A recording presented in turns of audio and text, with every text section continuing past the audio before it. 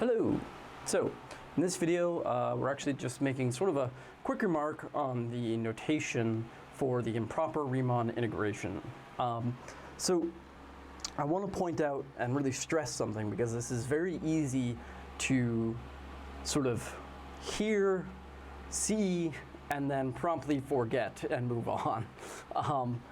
And some of this is sort of mathematicians' fault, as we've done this, we've dealt with this kind of notation for so long that we've come up with a shorthand that sort of hides a very important point, okay? So the idea of an improper Riemann integral, or something that is a function that is improper Riemann integrable, what we're saying there is that it doesn't adhere to the formal idea, but nonetheless, we can get a number that sort of makes sense for what we would expect. So for example, when we say something like the integral from a to infinity of f of x dx equals something, let's say k. So the whole thing about Riemann integration, remember, is the proper Riemann integral, whew, hard to get that in a mouthful. This is always done on a closed interval, right? So off to the side here, for a proper Riemann integration,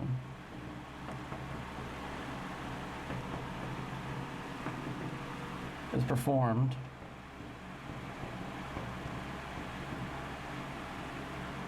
on. So in particular, remember we had to get the partition, which is a finite set of, it's a finite set of points where we're split into rectangles, but we need that those rectangle widths are finite so that we can add up the resulting product, right?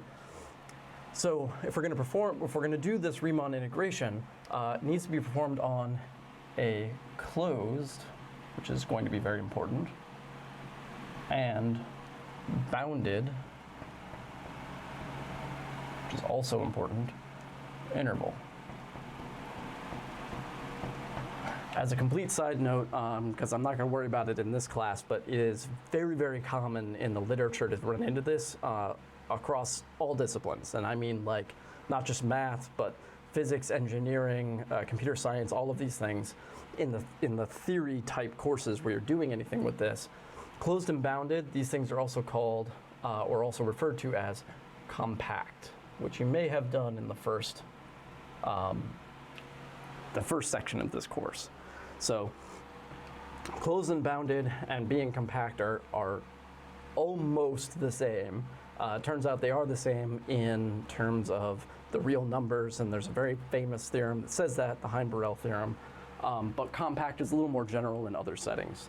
I'm not going to worry about that. That's topology, not advanced calculus, so I'm just commenting. You might see this in the literature a lot. In fact, you will certainly see this somewhere if you do anything else with this. Point being, for our sake, back to the actual point of this video, is that proper Riemann integration is on a closed and bounded interval.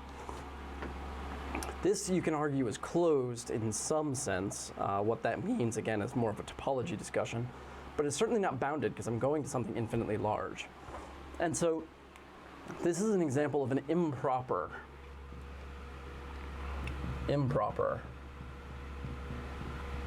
Riemann integral. I totally did that in the wrong direction and I knew it was happening, but couldn't stop myself. Riemann integral.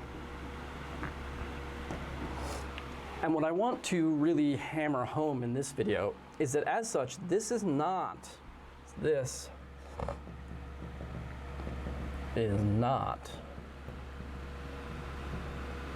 an equality in the true sort of traditional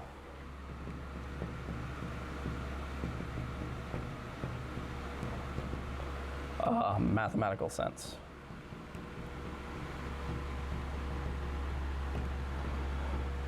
Okay. So what do I mean by that? What I mean by that is, when I write this, when I say this thing is equal to some number, where that thing is an improper Riemann integral, right? When I did it with the proper ones, that actually was the thing. If I took the inf of the uppers and the supremum of the lowers, I got the same number. I called that number A or whatever, and I said that is the value of the Riemann integral, right? And we showed that that thing was unique and it actually had some sort of definite meaning to it. When I write this, I'm not really claiming that this thing exists in that same sense. I can't do a Riemann sum here in that same traditional way.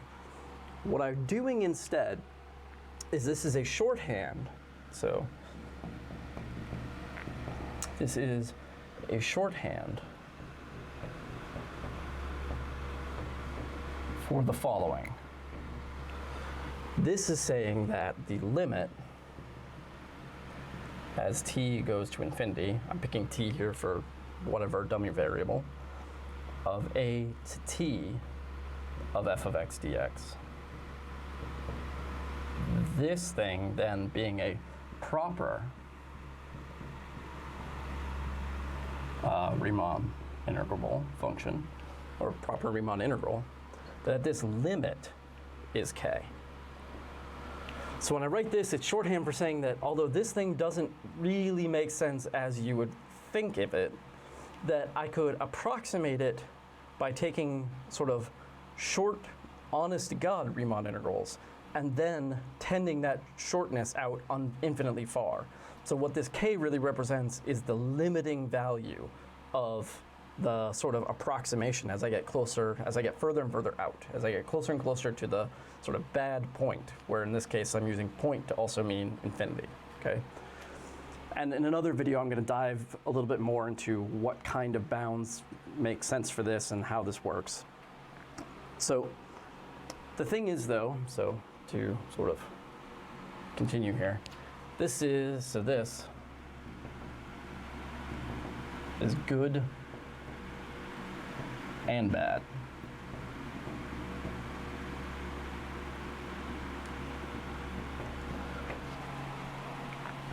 So realizing that this is a limit has good and bad implications.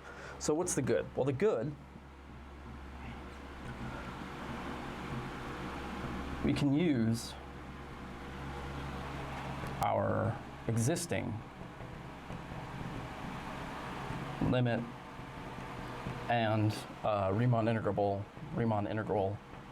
properties to deduce sort of existing properties of the improper Riemann integral.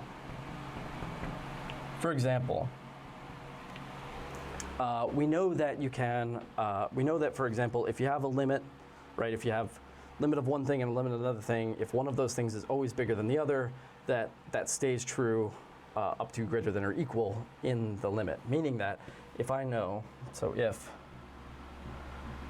f of x is less than or equal to g of x for all x, then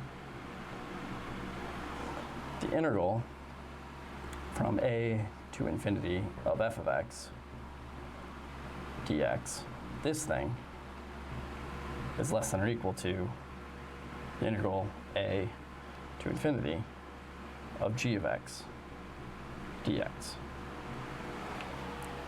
Okay? Where I'm doing this sort of a little sloppily in that what I mean here is if this thing is finite, right, if this is k, then that is smaller, so it is finite, assuming that it's not going to negative infinity, right? So if we do, for example, maybe this just to make our life easier for right now, if everything is non-negative, this thing is bounded by, say, some k, right, this thing exists, then that thing has to exist because it's somewhere between 0 and this value, which is finite. Conversely, or not conversely, but similarly, if this thing diverges, right, if this thing goes to positive infinity, it's certainly not going to negative infinity, this thing goes to positive infinity, this thing has to be even bigger, so this thing will end up going to positive infinity, so it will diverge as well, okay? And this follows just from the fact that we know that if I take limits everywhere here, that those equalities hold, and that if I have something like f of x less than or equal to g of x, then the limits are going to also hold. So the fact that I'm going to infinity doesn't break the inequality, and the fact that I'm taking integrals doesn't break in the inequality, right? So I can use my existing knowledge to do something about the improper ones. So that's good. We can essentially get a bunch of properties without actually having to do much work. We don't have to bare knuckle a lot of this stuff. The bad part, though, is that it's easy to forget, and we really can't forget, there is always a limit lurking in the background.